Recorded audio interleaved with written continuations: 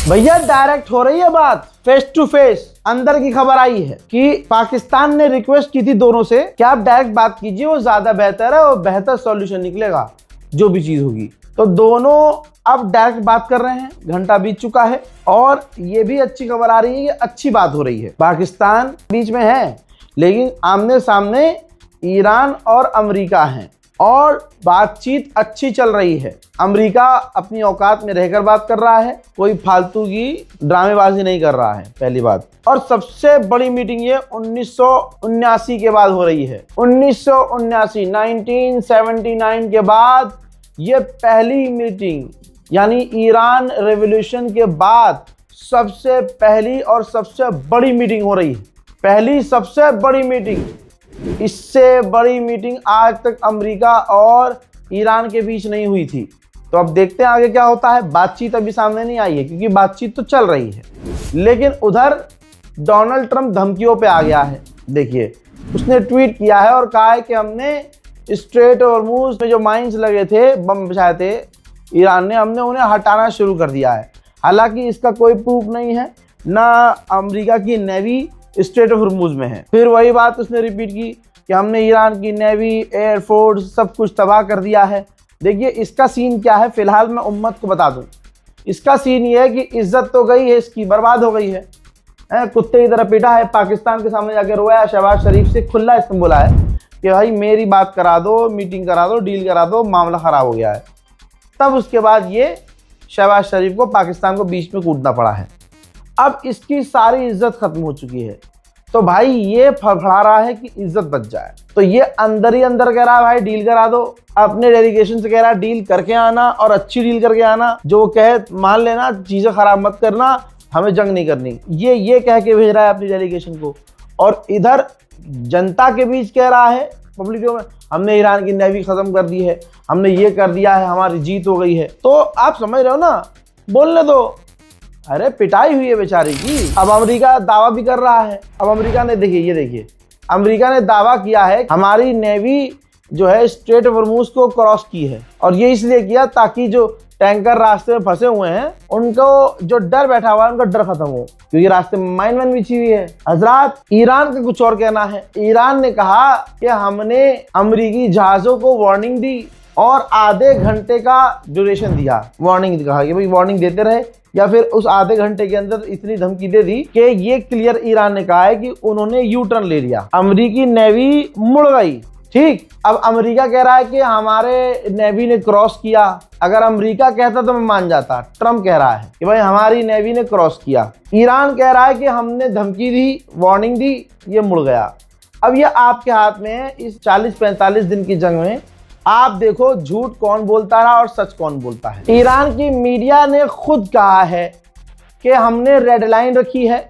Iran ने America के आगे रेड लाइन रखी है कि परमानेंट सीज फायर होगा, दोबारा जंग का कोई सीन नहीं होगा, आप दोबारा हमला नहीं करोगे, स्ट्रेट ऑफ हॉर्मुज़ हमारा होगा। तीसरा, जो हमारा नुकसान हुआ होगा उसकी भरपाई होगी, आप करेंगे। चौथा, जो हमारे पैसे फंसे हुए हैं जो आप रिलीज नहीं कर रहे हैं, आपको रिलीज करना होगा।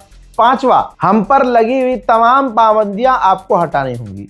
ईरान की ये रेड लाइन है। लीजिए, ईरान के ऑफिशियल साफ कह रहे हैं कि स्ट्रेट ऑफ हॉर्मुज़ से जो भी गुजरेगा, चाहे वो कोई भी हो, पैसे उसे देने पड़ेंगे। यही अब रूल होगा। अंधभक्तों की औकात दिखाने के लिए ये फुल स्क्रीन पर लगा रहा हूं। देखो अंधभक्तों, जिसकी तुम पूजा कर रहे थे, भगवान मान रहे थे, देखो ईरान ने कितना पेला है कि उनकी ही इंटेलिजेंस ने कहा है, अमेरिकी इंटेलिजेंस ने कहा है कि ईरान कमज़ोर पड़ा है, हारा नहीं है। कमज़ोर पड़ा है, हारा नहीं है। और ये अमेरिका की इंटेलिजेंस कह रही है। यहाँ पर एक क्रॉस मैं भी कर दूं, अगर हारा है या छोड़िए कमज़ोर भी पड़ा होता, ईरान अगर कमज़ोर पड़ा होता तो पाकिस्तान से ईरान कहता भाई सीज फायर कराओ, अमेरिका ने कहता। ईरान ने कंफर्म किया है कि हम लेबनान से डायरेक्ट कनेक्टेड हैं, अपडेट ले रहे हैं और अपडेट दे रहे हैं। यानी लेबनान एक अहले सुन्नत देश जिस पर जिद पर अड़ा हुआ ईरान की सीज फायर होगा तो माशाल्लाह वहां भी होगा। डोनाल्ड ट्रंप इंशाल्लाह आप देखेंगे इतना जलील होगा जितना अभी हुआ है। डील हो भी जाएगी ना तो डोनाल्ड ट्रंप जिंदगी भर जलील होता रहेगा। अपने कामों में उलझ गया है वो। अपने घमंड में टूट गया है वो दोस्तों, क्योंकि इसने कहा था कि ईरान तेल के दाम बढ़ा नहीं पाएगा। आज तेल के दाम देख लीजिए। बीच में रूस ने चालाकी खेली, फर्टिलाइजर्स जो हैं एक्सपोर्ट करना बंद कर दिए। अमेरिका में किसानों को फर्टिलाइजर्स की कमी पड़ गई, दाम बहुत ज्यादा हो गए। अब उसको यानी डोनाल्ड ट्रंप को किसानों के लिए बोलना पड़ा कि मैं देख रहा हूं दुनिया भर में फर्टिलाइजर्स के दाम बढ़ रहे हैं, काफी दिक्कत और मुश्किल हो रही है हमारे किसानों को। हम ये एक्सेप्ट नहीं करते कि इतने दाम बढ़ गए। हम हर तरह से अपने किसानों के साथ हैं और हज़ार किसान हल लेकर इसके चूतड़ों में घुसाने को तैयार हैं कि साले खुद तूने जंग करवाई और तेरे हरामीपन की वजह से, दादागिरी की वजह से सारी दुनिया में आपको पता भी नहीं है किसान खतरनाक लेवल पर अमेरिका में इससे नाराज हैं। वक्त के यजीद, कुछ मुसलमानों का पसंदीदा मोहम्मद बिन सलमान, उसने फ्रांस के राष्ट्रपति इमानुएल मैक्रोन से फोन पर बात की है। हजरात, यूएई और सऊदी अरब के बीच है दूरी है, वो तो ईरान का शुक्रिया अदा करना चाहिए कि ईरान ने इतना पीटा कि उस वक्त एक रहे। जैसे मोदी सरकार मुसलमानों को इतना सही मतलब पीट के रखती थी, अभी भी माशाल्लाह कि मुसलमान कभी शिया सुन्नी नहीं किया जब से मोदी जी आए हैं। और मैं तो फुल सपोर्ट में मोदी जी के अब कि भाई अगले आदमी ने कम से कम मुसलमानों को एक करके रखा था। इस 42 दिन की जंग में कुछ सुन्नी, नकली सुन्नी दाढ़ी वालों ने, टोपी वालों ने चंद व्यूज़ और लाइक के चक्कर में, और जो उनकी अम्मा जो गलत काम की थी जिसके से वो पैदा हुए और यहाँ मुल्ला जी बन गए, अल्लाह जाने क्या उनके दिल में है, क्या दिमाग में है। उन्होंने खूब शिया सुन्नी किया भारत में, खूब किया भाई। और जो मतलब किसी, अब मैंने ये भी देखा जो खिलाफ बोल रहा है रज़ाग्राफी के, जो खिलाफ बोल रहा है ईरान के, जो खिलाफ बोल रहा है यूनिटी के, उनके अकाउंट्स भाई 3000 फॉलोवर इंस्टाग्राम पर, 2000 फॉलोवर, 500 फॉलोवर, 10,000, 12,000 फॉलोवर, 15-20,000 फॉलोवर। बस भाई ऐसे लोग यही सब काम कर रहे थे। और क्यों कर रहे थे पता है? सिर्फ लाइक और व्यूज आ जाएं। पहला, आपने रज़ाग्राफी को इतना देखा कि रज़ाग्राफी ट्रेंड में रहा। 45 दिन कोई ट्रेंड में रह सकता है क्या? आपकी मोहब्बत की वजह से 45-42 दिन रज़ाग्राफी ट्रेंड पे रहा। मुल्ले ने सोचा कि भाई साहब रज़ाग्राफी चल रहा है, कुछ भी इल्ज़ाम लगा दो, कुछ भी इल्ज़ाम लगा दो और बोल दो कि भाई तूने तो सहाबाए कराम के खिलाफ बोल दिया। नौजुबिल्ला नौजुबिल्ला नौजुबिल्ला। मतलब अगर मैंने किसी भगौड़े की बात करी तो ये समझ गया कि जिसको ये मानता है, पता नहीं किसको मानता है, ये जानता है उसे कि वो भागा था। और अल्लाह मेरी तौबा, उनकी मेंटालिटी देखो, भगौड़े को ये साहबी मान रहे हैं। जो मैदान जंग में 1 इंच भी पीछे हो गया हुजूर को छोड़ के, वो साहबी कैसे हो गया भाई? और तुम मान क्यों रहे हो उसे? अब ये कह रहे हैं भाई तुमने किसको कहा? अबे मैंने तो एग्जाम्पल दिया था, मैं क्या वहां मौजूद था क्या कि नहीं फलाना बिनते फलाना भागा था? अबे भाई फॉर एग्जाम्पल ये भी चीज समझ लीजिए आप कि अगर 2 लाख की फौज मुसलमानों की जा रही है हुजूर के साथ, तो 2 लाख के 2 लाख साहबी हो गए? नहीं ना। तो ऐसे बहुत हुआ करते थे जो बस जंग में चले जाते थे कि चलो चल रहे हैं, हाँ चलो चल रहे हैं। भाई उस टाइम ट्रेंड शुरू हुआ था, इस्लाम एकदम फैलना शुरू हुआ था। कई लोग लालच में, ये हमारे आलिम दीन जितने बड़े मुफ्ती हों आपके पास, आप जाके मुफ्ती से पूछिए, जनाब आपको बताएंगे कि हाँ ये रजा सही कह रहा है। भाई उस वक्त ट्रेंड चला था, जैसे आज ट्रेंड चलता है, एक काम सब करना शुरू करते हैं। क्या सारे के सारे दिल से मुसलमान हो गए थे? नहीं ना। कभी तारीख इस्लाम पढ़िएगा तो पता चले, नहीं ऐसा कुछ नहीं है। सबको पता है कि किसी की इतनी औकात नहीं कि असहाबाए कराम के खिलाफ कोई कुछ बोल जाए, ठीक है। लेकिन क्योंकि ट्रेंड चल रहा था रज़ाग्राफी का और मुल्ला के चैनल पर व्यूज नहीं आ रहे थे, समझे नहीं। और दिख रहा है लोगों को कि आज तक इसके इतने व्यूज नहीं आए हैं जितने व्यूज रज़ाग्राफी के खिलाफ बोलने पर आए। उन्होंने फिर बोलना शुरू किया, उनको देख देख कर दूसरों ने बोला तो हम भी बोलेंगे रज़ाग्राफी के खिलाफ।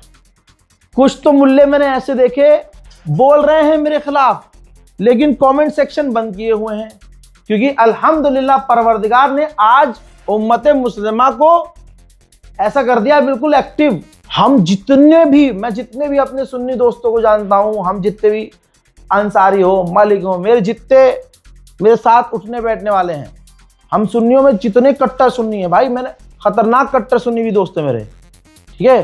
तो हमारा ग्रुप जो है उसमें जितने भी सुन्नी हैं हम में से जो खतरनाक से खतरनाक कट्टर सुन्नी है ना भाई, बिल्कुल एकदम समझ लिया सिर्फ दीन की बात करता है, वो भी कह रहा है भाई रजा भाई तूने तो बात बिल्कुल सही की है, कोई गलत बात है ही नहीं। ये तो जबरदस्ती व्यूज के चक्कर में। तो ऐसे भी फट्टू लोग कि पता है कमेंट सेक्शन में उम्मत आकर नंगा करेगी हमें, लेकिन व्यूज के लिए, व्यूज सिर्फ व्यूज आना चाहिए, हमारे फॉलोवर बढ़ने चाहिए, उन्होंने किया।